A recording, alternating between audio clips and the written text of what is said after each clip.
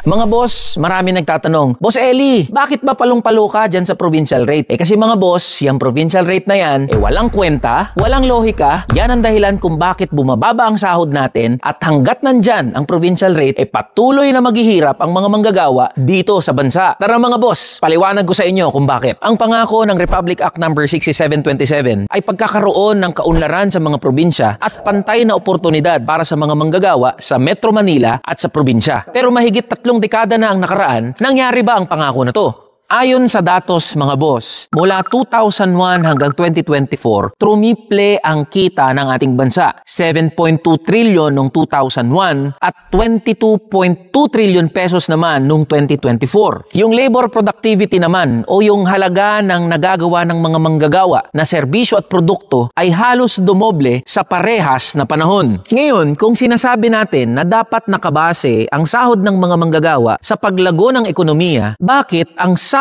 ng mga manggagawa ay halos hindi gumalaw at sa katunayan nga nabansot sa parehas na panahon mula 2001 hanggang 2024. Kaya kung ilalagay natin sa graph yan mga boss, mula 2001 hanggang 2024, yung pangkalahatang kita ng ating bansa o GDP patuloy na tumataas. Yung labor productivity naman o halaga ng nagagawa ng mga manggagawa na serbisyo at produkto patuloy din na pataas. Samantala, ang sahod ng mga manggagawa ganito lang, hindi gumagalaw at walang pag-usad sa katagalan ng panahon. Kita nyo yung kalokohan ng provincial rate na yan? At ang mas nakakainsulto dito mga boss, dahil sa batas na RA 6727, mas marami ka pang pwedeng bilhin noong 1989 kumpara sa kaya mong bilhin sa sahod ng manggagawa ngayong 2025. Kung ikukompute natin yan o ibabangga natin yung sahod doon sa inflation o bilis ng pagtaas ng presyo ng mga bilhin at serbisyo, NCR at Region 4A o Calabarzon lang ang pupwede nating masabi na nagkaroon ng pagtataas ng sahod. Samantala, yung sahod sa mga probinsya, hindi na nga tumaas, nabawasan at nabarat pa ang sahod ng mga manggagawa.